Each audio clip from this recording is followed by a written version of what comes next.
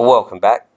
In this video I installed the headlight and also sorted out the Speedo. So I've decided to keep the original XJ650 headlight because I like the look of it. It keeps it old school looking. So it's pretty straightforward what I'm doing here, so I'll probably do less talking in this video. But I just pull the brackets apart, I remove the blinkers and I just grind it up and get it to fit onto the forks. I remove these blinkers because I'm going to go full Moto Gadget, and I'll do that in a separate video. And it just means that my blinkers at the front will be on the handlebars rather than at the headlight.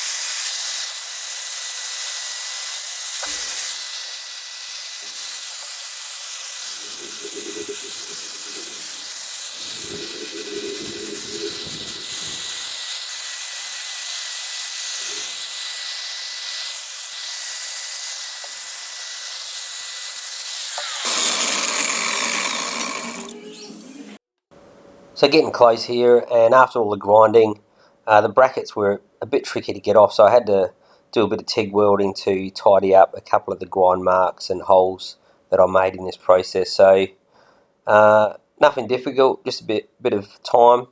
Also, let me know what you think of this video. As you've probably seen, I don't have music. My editing software allows me to have background noise in fast speed, so interested, do you like music or do you like this style of video?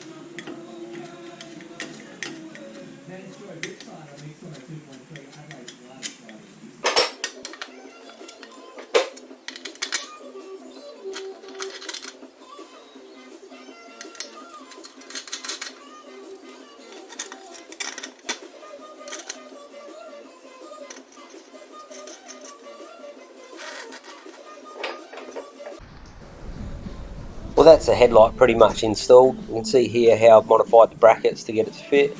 It's turned out pretty good.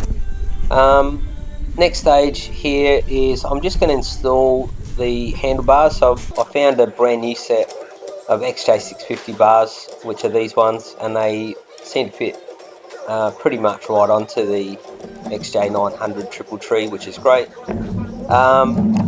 And what I'm trying to do now is figure out what I'm going to do with the Speedo and how I'm going to position it. Now you can see that ignition hole. I'm going to utilise that for the Speedo, and you're probably wondering what will happen to the ignition. And what I'm planning to do with that is, with the Moto gadget, I want to get rid of the ignition and just have the RFID sensor. So I'll show you that in another video when I get to it. Here's the Speedo. It's an Acewell. This is a very good quality unit, particularly when I compare it to the one I used in the Mozuki. It's chalk and cheese. The quality of the build is, you can see straight away. This one even has instructions and, believe it or not, a wiring diagram, the other side of the harness, a speed sensor, everything is there. So awesome. Haven't hooked it up, but I really liking the look and quality of that Speedo. So the tricky bit right now is just getting a bracket, getting it positioned properly, and then I'm going to do the wiring a bit later on. So I want it to sit right in the middle, pretty much what you can see here, and from the rear of the Speedo, you can see that ignition hole is what I'm going to use to try to mount this. So I'll get on the lathe, I knuck up a couple of sort of washers, I suppose. This is the bottom one, which I machined to fit through that hole. It's got a bit of a taper on it, but I eventually got it to fit. Then I made a top washer, and then, as you can see here, I drill a couple of holes through the top washer, tap holes in the bottom, and then that allows like a sandwich of plates that I can then put my Speedo bracket underneath that top washer and hold it quite sturdy. So centre popping a couple holes, a bit of drilling, bit of tapping. This actually turns out really well.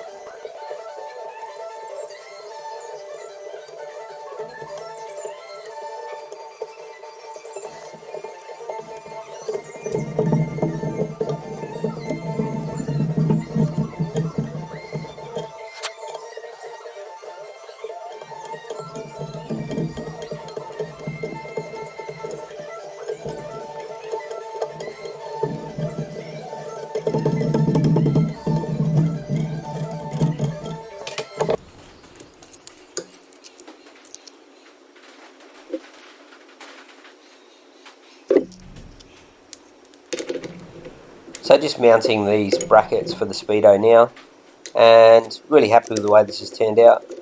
There's the Speedo bracket I made. I polished the front up, and the rear gave it like a bit of a peened finish, if you like. Looks pretty tidy. Holds the Speedo real nice, and then I'll do the wiring a bit later. So there's the Speedo and headlight. Next video will be removing the tank, the seat, and all of the old wiring, and getting prepared to install some of the Moto gadget gear. So a lot more to go, but it is coming along. Stay tuned.